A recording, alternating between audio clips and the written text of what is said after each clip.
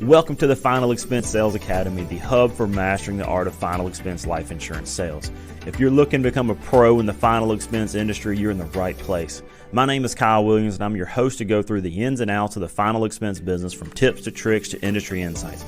We cover everything you need to close deals with confidence, provide true value to your clients, and become a better insurance agent. So hit that subscribe button. Let's get started on elevating your sales game one video at a time.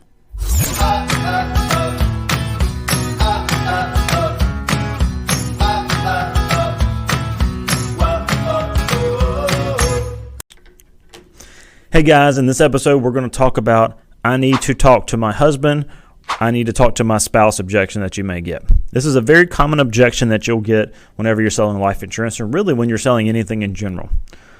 Oftentimes you'll find this objection whenever you're trying to sell to one spouse and the other spouse is not present. Every now and then it'll occur when both of them are there, but more times than not it's going to be when you're not speaking to both spouses, both people in the couple. So let's talk about why they say this. Oftentimes couples make decisions together. Usually one person is the sole decision, the financial decision maker. They oftentimes want affirmation that they're making the right decision. It could also be smoke, especially if both of them are there, that they're just simply not interested. So let's talk about how to overcome this.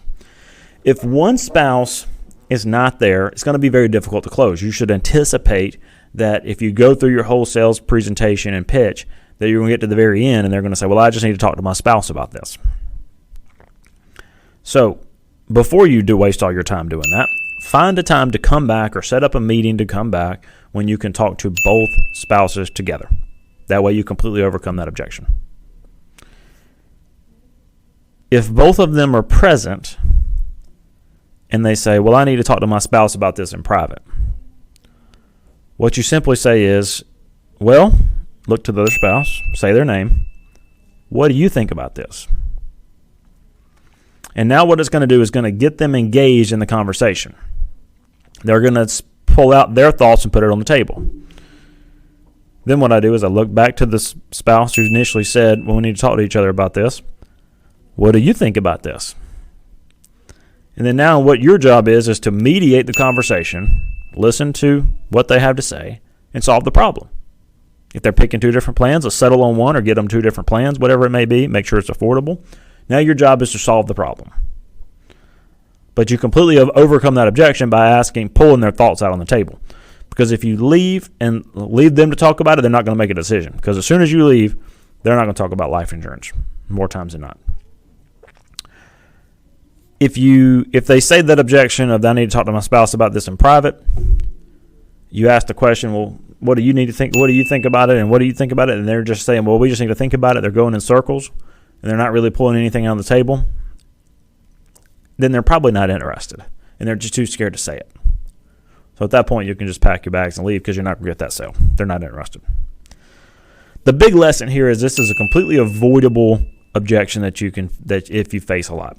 The big thing is if you come and try to sell somebody and their spouse is not home, find a time to come back when both of them are there, so that way you can present to both of them. They both receive the same information. You're in control of the conversation. You're in control of everything.